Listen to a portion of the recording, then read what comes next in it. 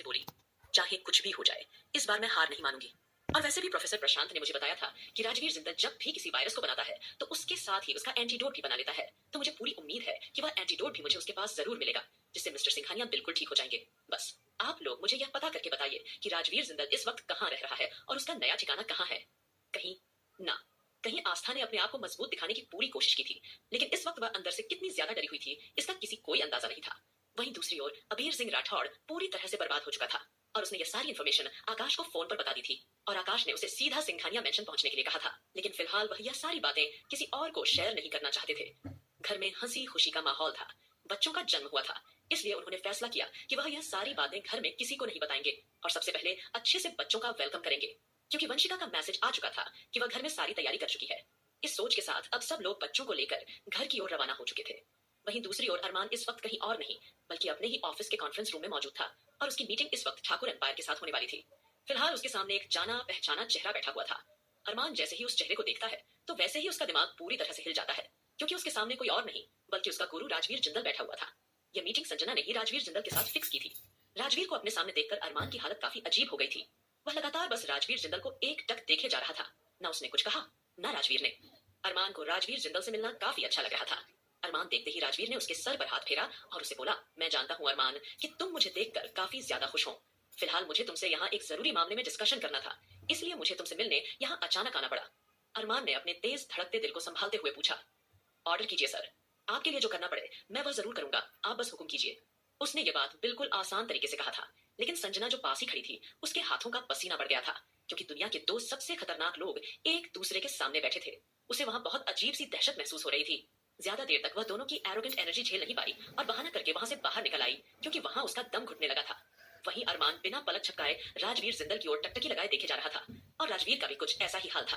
हालांकि मन ही मन राजवीर कुट रहा था। उसका मन कर रहा था कि वह अभी और इसी वक्त उठकर अरमान का गला दबा दे, क्योंकि जितनी बेरहमी और बुरी तरह से अरमान ने उसे भरी महफिल में मारा था, और सबसे बड़ी बात, उसने उसकी मरी हुई बीवी का अंतिम संस्कार तक करवा दिया। ये बात राजवीर जिंदल के खून में आग लगाने के लिए काफी थी। उसे अरमान से इतनी नफरत थी जिसका अंदाजा कोई नहीं लगा सकता था, लेकिन उसने अपनी नफरत को अपने चेहरे पर जाहिर नहीं होने दी।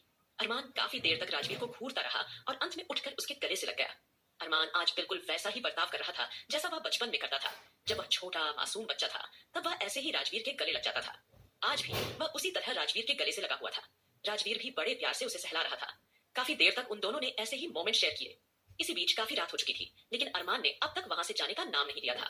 वहीं संजना, जो बाहर खड़े खड़े काफी थक चुकी थी, सोच रही थी कि आखिर ऐसी कौन सी इंपॉर्टेंट बातें हो रही हैं इन दोनों के बीच जो खत्म होने का नाम ही नहीं ले रही है। पता नहीं आज का असली काम कब शुरू होगा। अगर यही सब चलता रहा तो पूरी रात यह लोग ऐसे ही गुजार देंगे। फिलहाल कुछ सोचकर संजना मुस्कुराते हुए तुरंत केबिन के अंदर दाखिल हुई, और जैसे ही वह अंदर आई वैसे ही उसने देखा कि उस वक्त राजवीर कुछ डॉक्यूमेंट पर अरमान के साइन ले रहा था और अरमान भी उस डॉक्यूमेंट पर खुशी खुशी साइन कर रहा था। फिलहाल संजना खुद के एक्सप्रेशन संभालते हुए सॉफ्टली बोली, सर काफी देर हो चुकी है। संजना की आवाज सुनकर अरमान ने तिरछी नजरों से उसकी ओर देखा और बिना किसी हाव भाव के उठ खड़ा हुआ। अरमान राजवीर को एक बार फिर गले से लगाने के बाद वहां से उठकर बाहर चला गया।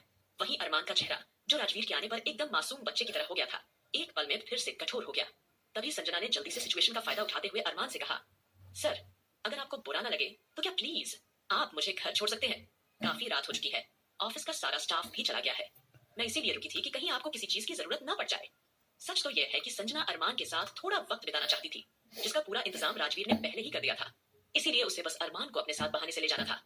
फिलहाल अरमान ने उसे मना नहीं किया और अब देर न करते हुए उसे अपने साथ में लेकर अनजानी राह पर निकल पड़ा। दूसरी ओर आस्था को जब से यह पता चला था कि एंटीडोट चोरी हो गया है, ऊपर से अबीर सिंह राठौड़ को किसी ने पूरी तरह से बर्बाद कर दिया है, तब से उसका शक कहीं ना कहीं राजवीर जिंदल पर जाकर अटक गया था। फिलहाल अब सभी लोग सिंघानिया मैंशन पहुंच चुके थे।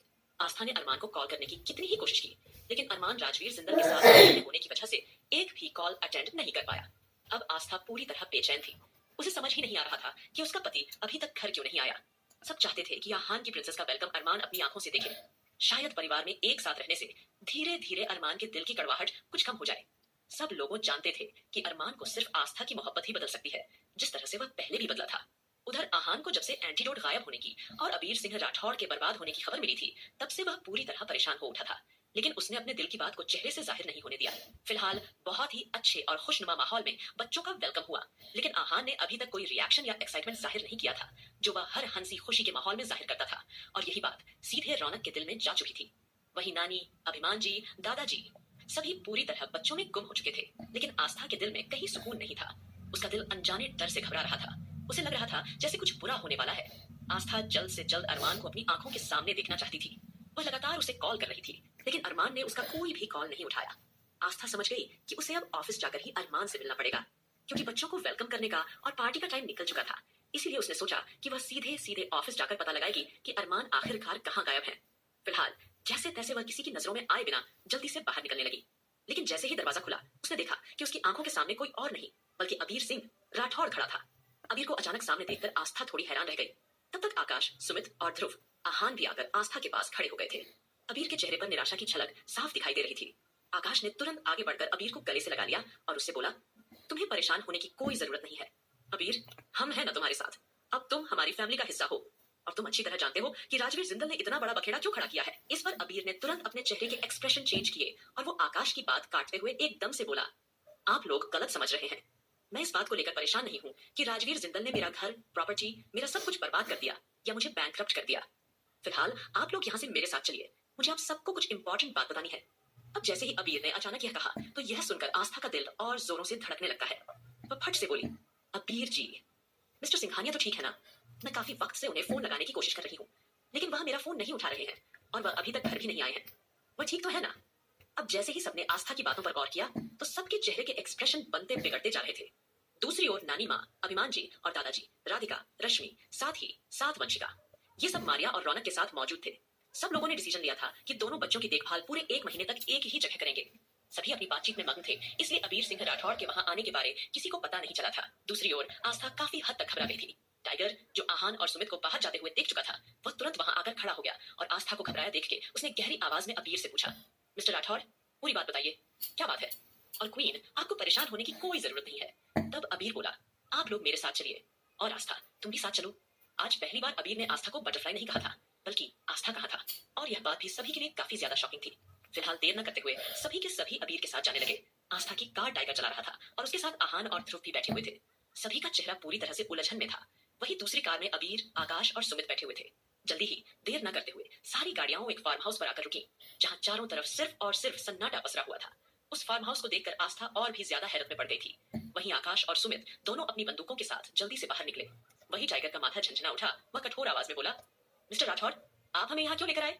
कहीं इसमें आपकी कोई चाल तो नहीं? टाइगर के सवाल करने पर आस्था ने उसे शांत रहने का इशारा किया और वह सीधा अबीर के सामने जाकर खड़ी हो गई। उसका चेहरा बेहद गंभीर हो गया। वह उससे परेशानी भरी आवाज में बोली, क्या बात है? अबीर जी, प्लीज हमें साफ साफ बताइए ना। आपने हमें रास्ते में भी कुछ नहीं बताया। हमें अरमान जी की बहुत चिंता हो रही है। वो अब तक घर भी नहीं आए और फोन भी नहीं उठा रहे, और आप हमें यहाँ फार्म हाउस पर क्यों लेकर आए हैं? वैसे भी हम काफी परेशान हैं, प्लीज बताइए ना, बात क्या है?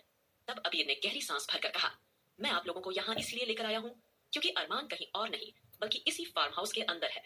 अबीर के शब्दों ने उनकी कंफ्यूजन को और ज्यादा बढ़ा दिया था। अब सब अबीर को सवालिया नजरों से देख रहे थे। आकाश ने आईब्रो चढ़ाई और एरोगेंट वॉइस में बोला, लेकिन यह फार्म हाउस अरमान का है ही नहीं और न ही हम में से किसी का है। तो फिर अरमान इस फार्म हाउस पर क्या करने आया है? आगे क्या होगा?